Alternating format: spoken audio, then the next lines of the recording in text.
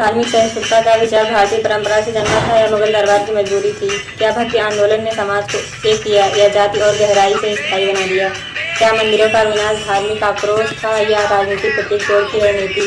क्या संत कबीर समाज सुधारक थे या राजसत्ता के साथ विरोधी?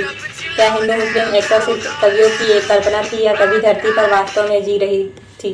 क्या मध्यकालीन भारत के लोग सच में धार्मिक थे या डर के कारण आस्थावान दिखाई देते थे? क्या मुगलों ने भारत को जोड़ा या भारत की आत्मा को बांट दिया? क्या राजा का धर्म न्याय था या सत्ता का विस्तार?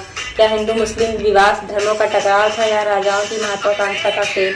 क्या मध्यकालीन भारतीय समाज में स्त्री गायब थी या उसे गायब कर दिया गया था? क्या इतिहास की हर लड़ाई जमीन की थी या अहंकार की थी? क्या धर्म की आड़ में राजनीति खेलना तभी शुरू हुआ था? हम बस वही खेल अब भी दोहरा रहे हैं। क्या भारत ने किसी काल में खुद को अपने से मुक्त देखा? क्या इतिहास हमें सिखाता है या हम सिर्फ उसे बार बार दोहराते हैं ताकि अपनी मूर्खता को वायद ठहरा सके? क्या भगवान एक जरूरत है या एक कल्पना जो हमें सांत्वना देती है? क्या मंदिरों में जो है वो भगवान है या मनुष्य का भय? क्या मनुष्य धर्म बनाता है या धर्म मनुष्य को? क्या धर्म का अंत ही धर्म का आरंभ है?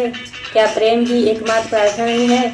क्या सत्य किसी शास्त्र में लिखा जा सकता है या केवल मौन में महसूस किया जा सकता है?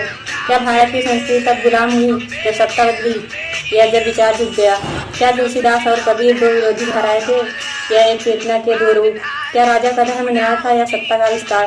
क्या हिंदू मुस्लिम विवाद धर्मों का टकराव था या राजाओं का महत्वाकांक्षा का खेल? कभी कभी ऐसा लगता है जैसे इतिहास केवल सवालों का जंगल है और हम उनमें खोए हुए यात्री हैं। हर युग ने अपने भगवान बनाए, अपने मंदिर गढ़े और अपने सच को पत्थर में बदल दिया, लेकिन क्या पत्थर कभी सत्य को पकड़ सका? शायद नहीं, क्योंकि सत्य तो हवा की तरह है, उसे बांधो तो वो मर जाता है। भारत के मंदिरों में घुंघरू बजते हैं और मस्जिदों में आजान, लेकिन इन दोनों के बीच एक गहरी चुप्पी भी है, वही चुप्पी जो पूछती है, क्या तुम सच में ईश्वर को ढूंढ रहे हो या सिर्फ अपने डर से भाग रहे हो? लोग पूजा करते हैं, पर क्या उन्हें पता है कि वो किससे डरते हैं? क्या ईश्वर एक प्रेम है या बस एक आदत जो पीढ़ियों से चलती आ रही है? कबीर ने कहा था, पोथी पढ़कर जब हुआ पंडित भया न कोई। शायद वो यही कहना चाहते थे कि ज्ञान किताबों में नहीं बल्कि जागरूकता में है।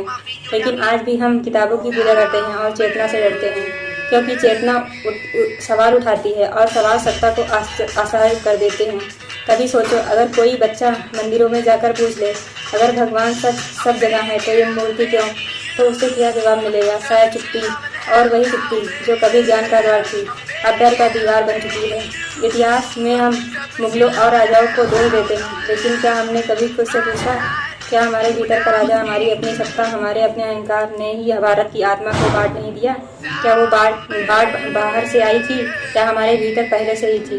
कभी कभी मुझे लगता है भारत सिर्फ एक भूमि नहीं, एक मनोस्थिति है, एक ऐसा मन जो हर युग में खुद को खोजता है और खुद से ही डरता भी है। कभी धर्म के नाम पर, कभी देश के नाम पर, कभी सम्मान के नाम पर हमने हर चीज के लिए लड़ना सीखा, सिवाय उस सत्य के जो भीतर है। तुलसी ने राम में ईश्वर देखा, कबीर ने राम में शून्यता, एक ने प्रेम को भक्ति कहा, दूसरे ने भक्ति को विद्रोह। दोनों सही थे, क्योंकि सत्य के कई चेहरे हैं। लेकिन हम क्या करते हैं? हम चेहरे के चिपक जाते हैं और चेहरे के पास जो प्रकाश है उसे भूल जाते हैं। कभी मंदिर में जाती हूँ तो सोचती हूँ, क्या भगवान यहाँ है या बाहर उस आदमी में जो भूखा सो रहा है? कभी इतिहास पढ़ती हूँ तो लगता है हमने मंदिर तो बचाए मगर इंसानियत खो दी। हमने धर्म को संभाला, प्रेम को गिरने दिया, और शायद यही इतिहास का सबसे बड़ा पाप है कि उनसे हमें डर में बांध दिया और हमने उस डर को संस्कार कह दिया। अगर कोई पूछे भारत की संस्कृति कब मरी, तो मैं कहूँगी जब हमने सवाल पूछना छोड़ दिया, जब हमने परंपरा को सत्य मान लिया और सत्य को परंपरा में दफना दिया। लेकिन अभी भी देर नहीं हुई है, क्योंकि सवाल अभी भी जिंदा है, और जब तक सवाल जिंदा है उम्मीद भी जिंदा है। कभी मंदिर की घंटी सुनना, कभी किसी सूफी की सांसों में संगीत सुनना, कभी किसी बच्चे की आंखों में झांकना, वहाँ शायद वही भगवान मिलेगा जो किसी किताबों की, किसी मूर्ति, किसी राज में नहीं, बल्कि तुम्हारे अपने मौन में छिपा है। लाइक करिए, शेयर करिए, कमेंट करिए इस के साथ।